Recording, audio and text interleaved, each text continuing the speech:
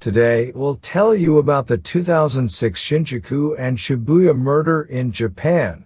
At 8 a.m. on December 16, 2006, a police report came in. The reporter was a man, and the report was that a suspicious envelope was placed on a street next to a track in the area called Nishi Shinjuku, where the Tokyo metropolitan government is located. What the man found was a white plastic bag, which he said could be a human body, stating that he could see something faintly mannequin-like inside.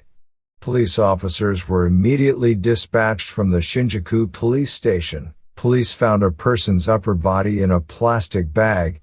The body was amputated at the neck, hands, and lower body, and was presumed to be a man in his 20s and 30s, and when looking at the cut surface of the body, it looked like a saw, and it was estimated that it had been about a day to 3 days since he died. On the same day, an investigation headquarters was established at the Shinjuku police station, and the investigation began on charges of abandoning the body. But at that time, a man was reported missing nearby. The disappearance was reported by his wife the day before the man's upper body was found, and her husband was Yuji Mitsuhashi, an employee of a large securities firm in Tamigiya, Shibuya. He was an employee of Morgan Stanley, and he was 30 years old. Since he had not returned home after work on the 11th, 4 days before his wife's report, the police assumed that this person was the victim, so his wife participated in the investigation for a while, and according to wife, the missing man was 180 centimeters tall and had surgery on his chest due to an illness he had in the past. However, the victim, estimated to be less than 180 centimeters tall in the upper body of the body found. And there were signs of surgery, but it was on the stomach, not the chest. The missing man was excluded from the list as it was because his physical characteristics did not match, and the investigation was again in trouble. Police speculated that the incident was related to Yakuza or a crime by a group of foreigners. This is because there was an area called Kabukicho not far from the place where the body was found. Kabukicho is famous for its entertainment district, where entertainment establishments, bars, clubs, and pachinko are concentrated. During this period, there were especially many criminal cases of illegal aliens in Yakuza. In addition, the method of damaging and abandoning the body was so cruel that the victim was presumed to be a foreigner, and the investigation was conducted as he was believed to have been victimized by the Yakuza or the Mafia. And 12 days later, at 3:10 p.m. on December 28th, this time a man's lower body was found in front of the garden of an old empty house in Kamiyamacho, Shibuya, Tokyo. The reporter was a woman living nearby, walking her dog. Her dog stopped at the door of the house, and she looked inside the door and found a man's lower half lying face down about 7 meters from the door. The surprised woman ran to a nearby police box and reported it, and when the police investigated, the estimated time of death and the characteristics of the body were very similar to the upper body found in Shinjuku, and when DNA was compared, the upper and lower bodies were found to be of the same person. However, the police noted that the height of the victim, estimated from the lower body found, is much larger than the height estimated from the upper body. He had long legs for his height, so the missing man was included in the list again and the reinvestigation began. And an investigation was conducted on acquaintances around Yuji Mitsuhashi, a missing man. However, regarding the traces of surgery on the chest, acquaintances all answered, there is no such thing. Kaori Mitsuhashi, 32, who was the wife of the missing man, was immediately on the list of suspects. And crucially, the victim was confirmed to be returning to the CCTV of the apartment on the day of the disappearance report. After comparing DNA with U.S. parents, the victim was also confirmed to be U.S.can, and his wife admitted all the charges. On January 10, 2007, about a month after the incident, his wife was arrested on charges of abandoning the body. The case was called the Elite murder because the victim Yuji was an elite working for a large company. The incident happened in this apartment where the couple lived. It's an apartment on the 11th floor, and they were living on the 10th floor. The crime took place in the early morning of December 12th, 4 days before the discovery of the upper body. The wife killed her sleeping husband by beating him with a wine bottle.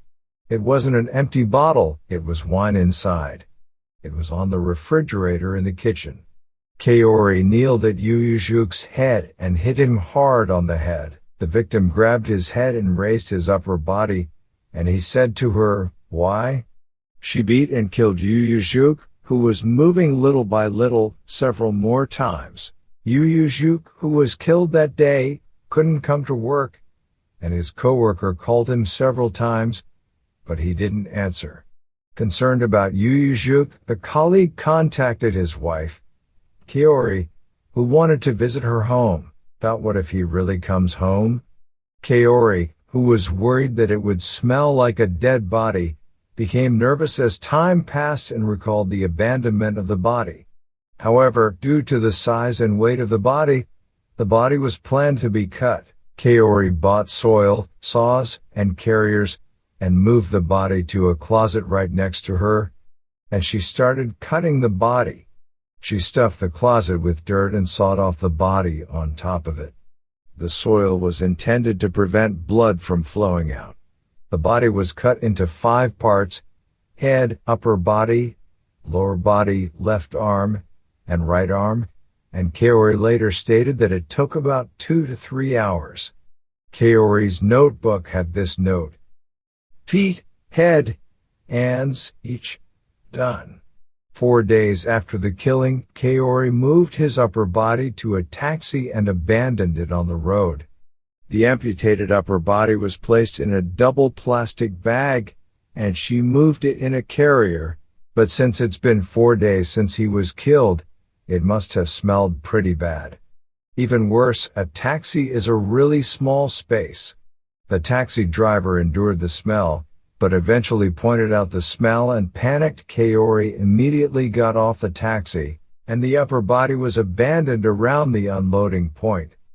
At this time, Kaori felt difficult and thought again about how to dispose of the remaining bodies. Eventually, the lower half of the body was moved to a cart and abandoned in an empty house near the house, and the head was put in a bag and took the subway and abandoned in Shiragaya Park in Machida.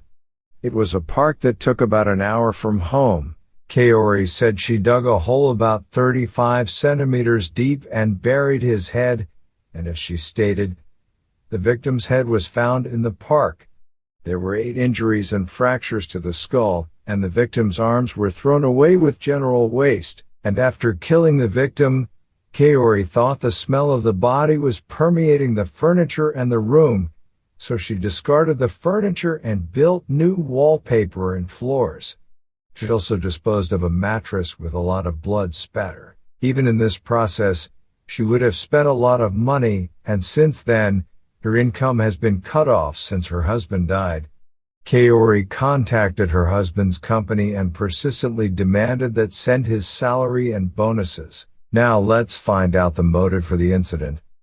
In November 2002, 4 years before the incident, the victim, Yuyujuke Mitsuhashi, first met the perpetrator, Kaori Mitsuhashi, who was 2 years older. She started living together after a month of dating, and got married in March of the following year due to pregnancy.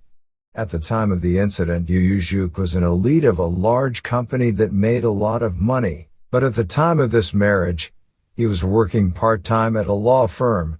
At that time, the annual salary was said to be about 3 million yen, and the child who was pregnant was aborted immediately after marriage due to financial instability. Yuyujuke pleaded that he wanted to have a baby because he would do anything with money. But she had an abortion in March, and there has since been a feud between the couple. Yuyujuke started domestic violence against Kaori, who suffered from increasing violence and post-traumatic stress disorder, once evacuated to a shelter to escape the violence.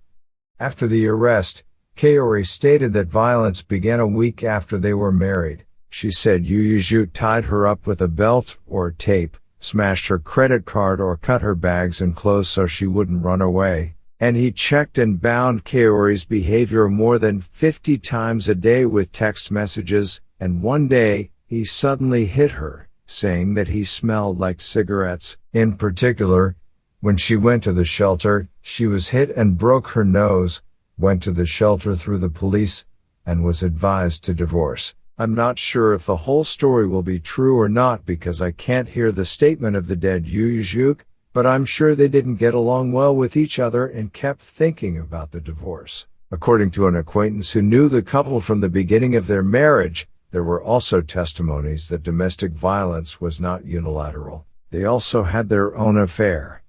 Kaori put a recorder at home to catch evidence favorable to her divorce, and on the day of the incident, she heard a recording of her husband's conversation with his affair partner and contacted Yu Juk to come home. The conversation said, "I'm going to get a divorce from my heart. Let's make a child and have a wedding in Italy." Even on that day, Yu Juk spent time with an affair and returned home late at night. Later in the trial, both of the couple's affair opponents appeared as witnesses to the court because the couple were having an affair together.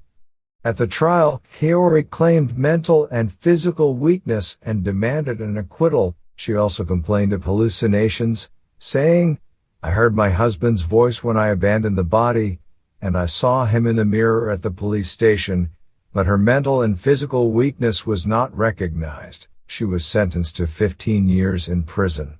The reason for the ruling was that the motive was clear and planned, and that she abandoned the body and made false statements to the police to cover up the case. The ruling did not change in the second trial, and in July 2010, a 15-year prison sentence was finally confirmed.